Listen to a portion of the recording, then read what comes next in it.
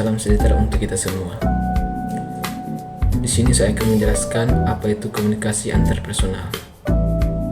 Komunikasi antarpersonal atau interpersonal communication merupakan bentuk komunikasi dua arah yang terjadi antara dua orang atau lebih dengan tujuan untuk saling memahami, memengaruhi, atau membangun hubungan. Dalam keperawatan, komunikasi ini sangat penting karena menjadi dasar dalam membentuk hubungan perawat dan pasien yang efektif dan penuh empati. Komunikasi ini bisa dilakukan secara verbal melalui kata-kata maupun secara non-verbal seperti ekspresi wajah, gerakan tubuh, dan kontak mata. Komunikasi antarpersonal juga memungkinkan pertukaran perasaan, ide, nilai, dan emosi yang lebih dalam. Dalam keperawatan, komunikasi antarpersonal bukan hanya bertujuan untuk menyampaikan informasi medis, tetapi juga merupakan sarana yang membangun hubungan terapeutik yang mendukung kesembuhan pasien. Seorang perawat perlu mampu mendengarkan secara aktif, menunjukkan empati, serta menyesuaikan komunikasi dengan latar belakang sosial dan psikologis pasien. Menurut penelitian oleh Shimamura DKK 2022, mahasiswa keperawatan yang memahami komunikasi terapeutik mampu membina hubungan yang lebih baik dengan klien mereka. Oleh karena itu, penguasaan komunikasi antarpersonal merupakan kompetensi dasar dalam praktek keperawatan. Yang selanjutnya yaitu komunikasi. Tujuan utama komunikasi antarpersonal dalam keperawatan adalah untuk menjalin hubungan yang efektif antara perawat dan juga pasien. Beberapa tujuan penting antara lain, yang pertama, menjalin hubungan saling percaya, di mana pasien merasa aman untuk berbagi informasi pribadi. Kemudian yang kedua, memberikan informasi yang akurat terkait perawatan, diagnosa, dan juga terapi yang dijalani pasien. Kemudian yang ketiga, membantu pasien untuk memahami kondisi kesehatannya dan juga membantu pengambilan keputusan bersama. Dalam komunikasi yang baik, perawat bukan hanya sekedar informan, tetapi juga menjadi fasilitator. Ini sejalan dengan prinsip patient-centered care. Tujuan lainnya adalah untuk menurunkan kecemasan dan stres pasien, serta menciptakan suasana emosional yang lebih nyaman. Misalnya, komunikasi yang menenangkan saat prosedur invasif dapat membuat pasien lebih kooperatif.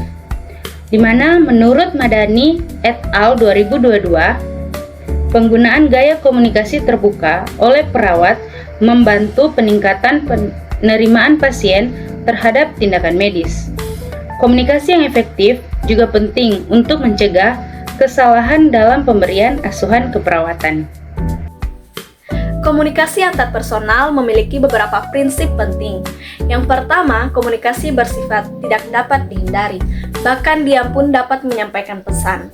Yang kedua, komunikasi bersifat dinamis dan kontekstual, karena makna pesan tergantung pada situasi, emosi, dan latar belakang budaya. Yang ketiga, komunikasi bersifat transaksional, artinya terjadi pertukaran peran antara pengirim dan penerima pesan secara bergantian. Ini penting dalam komunikasi perawat dan pasien yang mengharuskan adanya umpan balik aktif dari kedua belah pihak. Prinsip komunikasi. Prinsip komunikasi adalah prinsip yang memiliki dua dimensi, yaitu isi pesan dan hubungan antar individu. Cara menyampaikan pesan bisa memengaruhi persepsi hubungan, apakah mendukung, otoritatif, atau empatik. Perawat juga perlu menerapkan prinsip Soler dalam komunikasi terapeutik dalam arti S. Square atau posisi tubuh sejajar, O. Open posture atau tubuh terbuka, L. Lean forward atau sedikit condong ke depan, E. Eye contact atau kontak mata, R. Relax atau sikap dan tidak tegang. Hal ini membantu membangun hubungan saling percaya antara perawat dan pasien. Dalam konteks keperawatan, kita mengenal beberapa model komunikasi. Yang pertama adalah model linear. Model yang menggambarkan sebagai proses satu arah, misalnya perawat memberikan informasi atau instruksi tanpa adanya tanggapan langsung dari pasien. Yang kedua adalah model interaksional, di mana komunikasi berlangsung dua arah, ada proses umpan balik yang memungkinkan perawat menilai apakah pasien benar-benar memahami pesan yang disampaikan. Model ini umum digunakan saat edukasi kesehatan.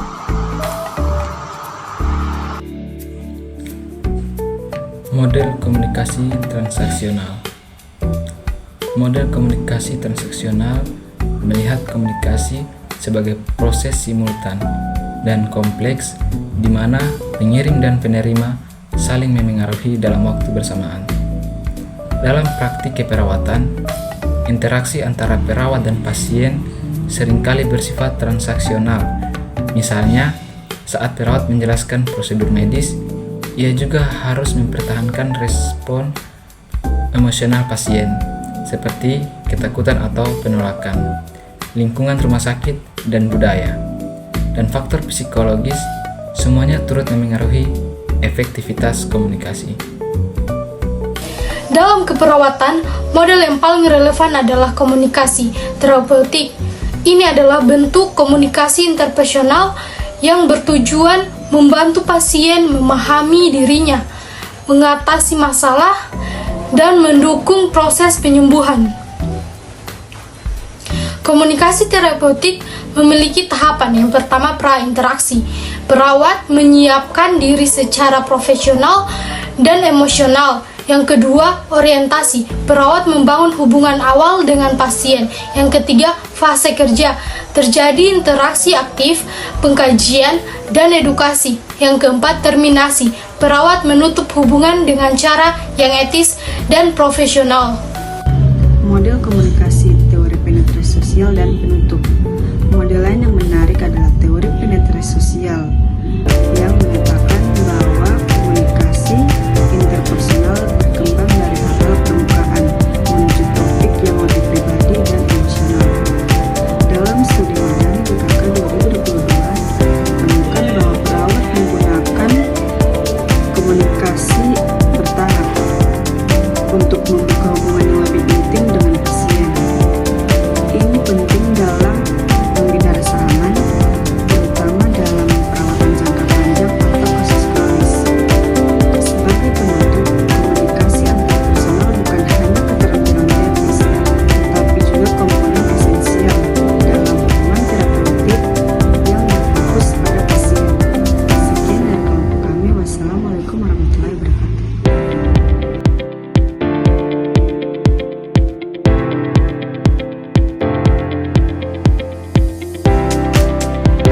Sedikit Palu. Best of Sasmi.